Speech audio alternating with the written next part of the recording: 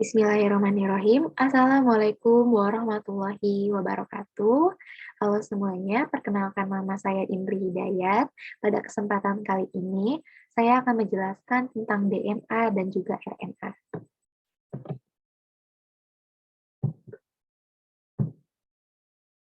Nah, apa sih itu DNA? DNA merupakan molekul yang membawa materi genetik dari generasi ke generasi berikutnya. Nah, struktur rantai DNA ini adalah double helix atau bisa disebut juga helix ganda. Nah, DNA ini tersusun dari banyak rantai nukleotida dan juga nukleosidia. Nukleotidanya ini terdiri dari fosfat, gula, dan basa nitrogen. Sedangkan nukleosidia ini tersusun dari basa nitrogen dan gula tanpa adanya fosfat. Nah, basa nitrogen pada penyusunan DNA ini terdiri dari basa purin dan juga pirimidin. Nah, basa purin ini tersusun atas adenin dan guanin, sedangkan pirimidinnya tersusun atas sitosin dan juga timin. Nah, dalam molekul DNA, adenin selalu berpasangan dengan timin, sedangkan sitosin berpasangan dengan guanin. Selanjutnya ada ikatan fosfodiester. Nah, ikatan ini adalah hubungan antar atom karbon pada posisi 3 dari suatu molekul gula dan atom karbon pada posisi 5 dari atom lain. Deoksiribosa ini ada di dalam DNA dan ribosa ini ada di dalam RNA. Nah, macam-macam RNA.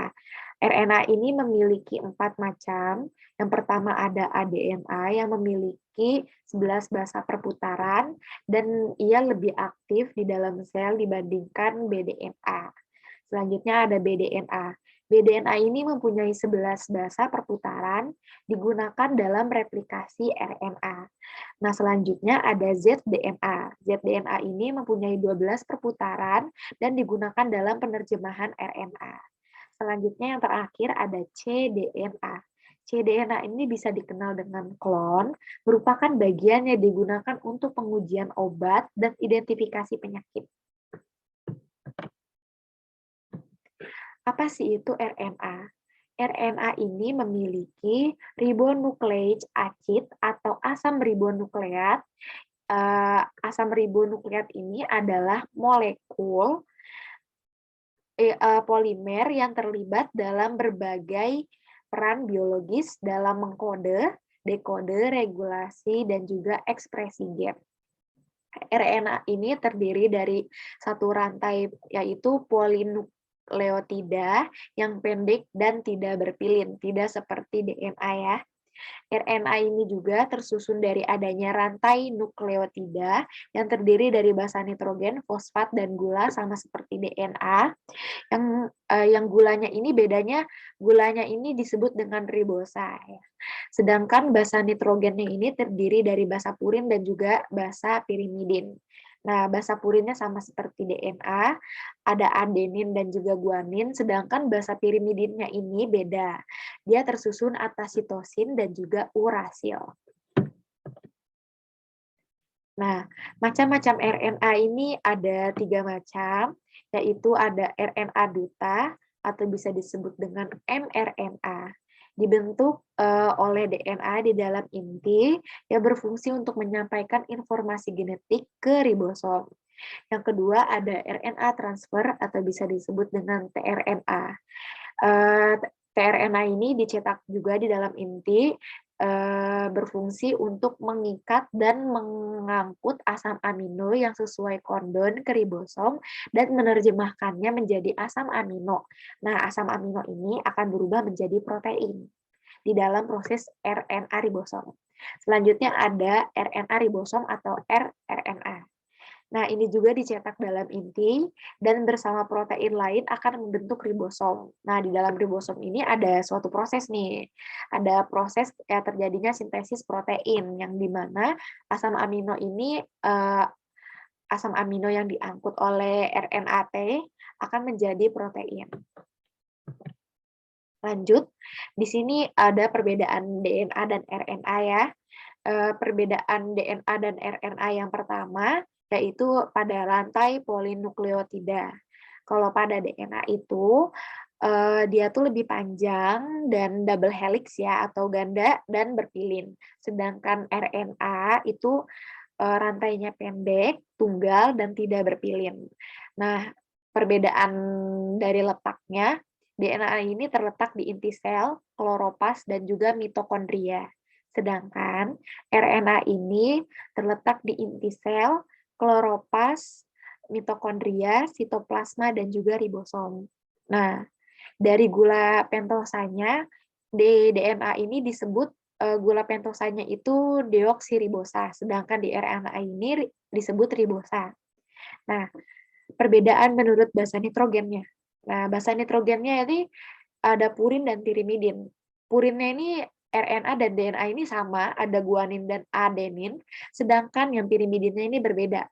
DNA memiliki citosin dan juga timin, sedangkan RNA memiliki citosin dan juga urasil.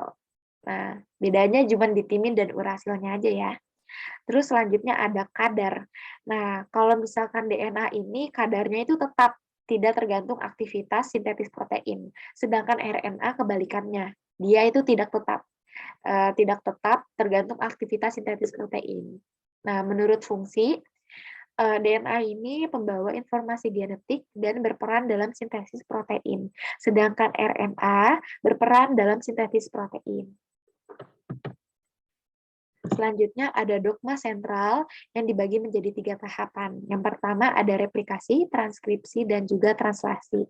Nah, replikasi DNA dilakukan agar menghasilkan DNA baru untuk dapat diwariskan ke keturunannya. DNA harus direplikasi terlebih dahulu sebelum sel membelah agar setiap anak sel baru memiliki salinan informasi genetik yang sama agar memiliki fungsi mekanisme yang baik. Yang kedua ada transkripsi. Nah, transkripsi ini merupakan proses pencetakan atau penulisan ulang DNA ke dalam RNA atau kondon. Proses ini terjadi di dalam nukleus, dibagi menjadi 3 tahapan. Yang pertama ada inisiasi.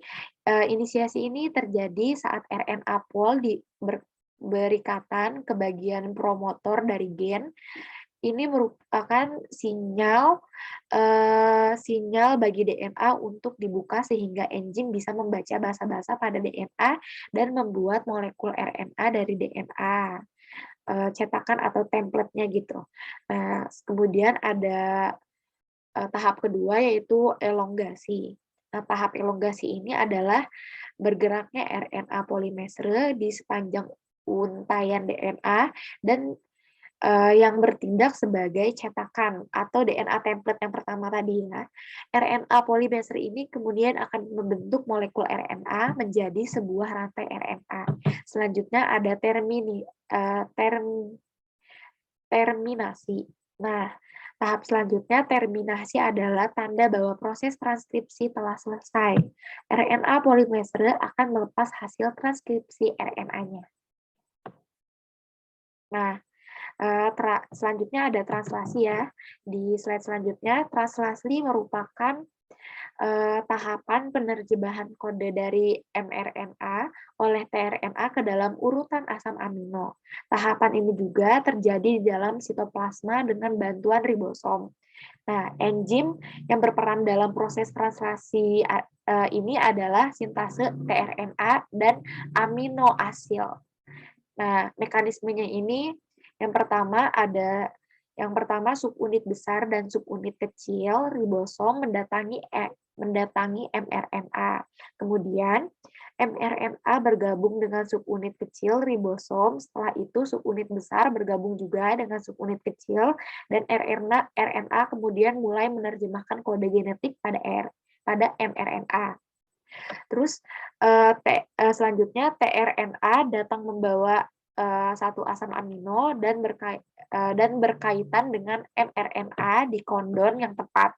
Proses ini dibantu oleh enzim, yaitu enzim sintetase tRNA aminoasil. Selanjutnya tRNA terus diterjemahkan, sementara tRNA akan terus datang membawa beberapa jenis asam amino yang lainnya. Setelah itu, yang terakhir, asam amino kemudian akan dirangkai menjadi polipeptida atau bisa disebut dengan protein. Ini daftar pusaka yang saya gunakan untuk presentasi kali ini. Baik, mohon sekian dari saya. Mohon maaf bila ada salah kata ataupun kata-kata yang kurang ataupun materi-materi yang kurang, mohon dimaafkan. Wassalamualaikum warahmatullahi wabarakatuh.